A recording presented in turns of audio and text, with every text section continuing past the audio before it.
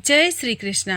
योगिनी एकादशी आषाढ़ मास में मनाई जाती है और यह भगवान विष्णु तथा देवी लक्ष्मी को समर्पित है। इस दिन इनकी पूजा करने से पाप नष्ट होते हैं और मनोकामनाएं पूरी होती हैं। सनातन धर्म में आषाढ़ महीने का विशेष महत्व बताया गया है और यह महीना जगत के पालनहार भगवान विष्णु को समर्पित होता है। मान्यता है कि आषाढ़ शुक्ल पक्ष की एकादशी से भगवान श्री हरि क्षीर सागर में योग निद्रा में चले जाते हैं और अगले 4 महीनों तक विश्राम करते हैं। इसके बाद कार्तिक शुक्ल पक्ष की एकादशी के दिन पुनः जागृत होते हैं और इन 4 महीनों को चातुर्मास कहा जाता है। इसी पवित्र आषाढ़ मास में आने वाली योगिनी एकादशी को अत्यंत ही पुण्यदायी माना जाता है। लेकिन क्या आप जानते हैं कि इस एकादशी का व्रत करने से 88,000 ब्राह्मणों को भोजन कराने के बराबर पुण्य प्राप्त होता है और इस व्रत के प्रभाव से भयंकर रोग, दुर्भाग्य और पाप भी समाप्त हो सकते हैं। एक छोटी सी भूल के कारण यक्ष को कोढ़ी होने का श्राप मिला था, लेकिन इसी योगिनी एकादशी ने उसका जीवन बदल दिया था। तो आज की इस वीडियो में आप जानेंगे कि योगिनी एकादशी 2026 में कब है, व्रत का सही समय क्या होगा, पारण कब करना चाहिए, हरिवासर कब समाप्त होगा, तुलसी दल कब तोड़ना चाहिए और पूजा विधि क्या होगी, योगिनी एकादशी की चमत्कारिक कथा क्या है और इस व्रत के मिलने वाले अद्भुत लाभ कौन कौन से हैं। तो सबसे पहले जानते हैं योगिनी एकादशी के शुभ मुहूर्त के बारे में।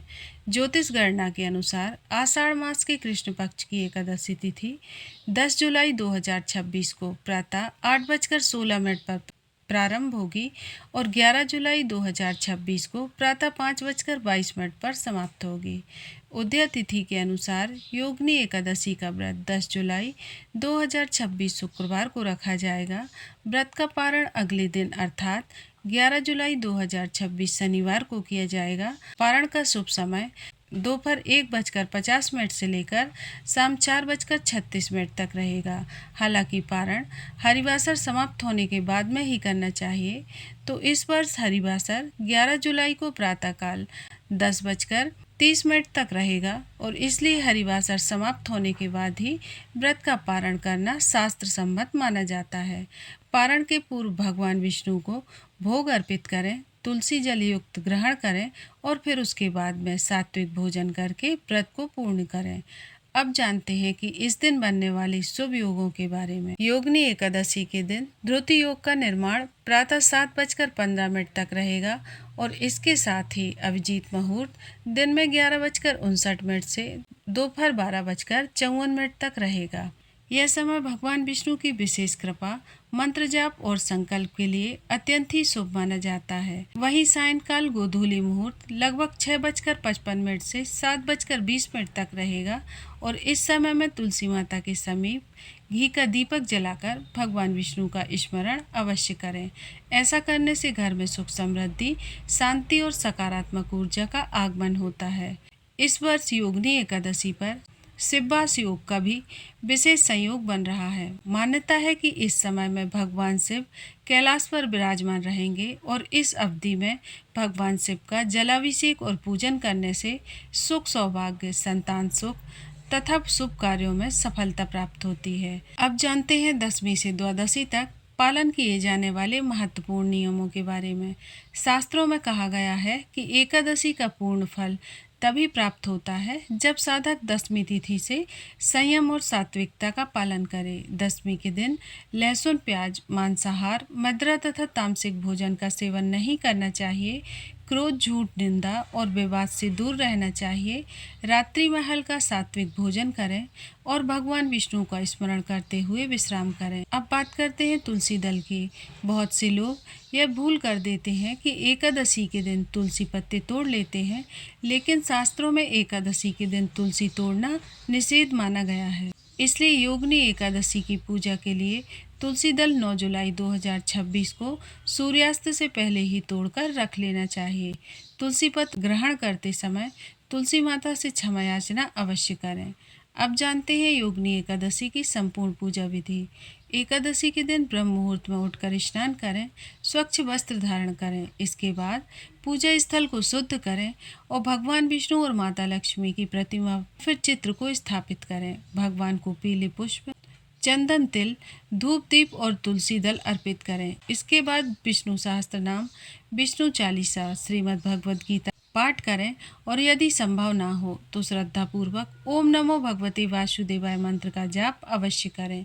दिन भर भगवान विष्णु के नाम का स्मरण करें और भजन कीर्तन में समय व्यतीत करें। यदि संभव हो तो रात्रि में जागरण भी करें, क्योंकि एकादशी की रात्रि में जागरण करने का विशेष पुण्य फल प्राप्त होता है। अब सुनिए एकादशी की पवित्र और प्रेरणादायक कथा। प्राचीन समय में धन के देवता कुबेर के यहाँ हेममाली नाम का एक यक्ष सेवा करता था। उसका कार्य प्रतिदिन भगवान शिव जी की पूजा के लिए पुष्प लाना था। लेकिन एक दिन वह अपने पति के प्रेम में इतना अधिक लीन हो गया कि समय पर पुष्प नहीं पहुंचा सका। जब यह बात कुबेर को ज्ञात हुई तो वह अत्यंत ही क्रोधित हो गए। उन्होंने हेममाली को कोढ़ रोग होने का भयंकर श्राप दे दिया। श्राप मिलते ही उनका शरीर रोगग्रस्त होकर गलने लगा और वह दर दर भटकने लगे। वर्षों तक कष्ट सहने के बाद उसे महर्षि मार्कंडेय का सानिध्य प्राप्त हुआ। महर्षि ने उसकी पीड़ा सुनकर योगिनी एकादशी व्रत करने का उपदेश दिया।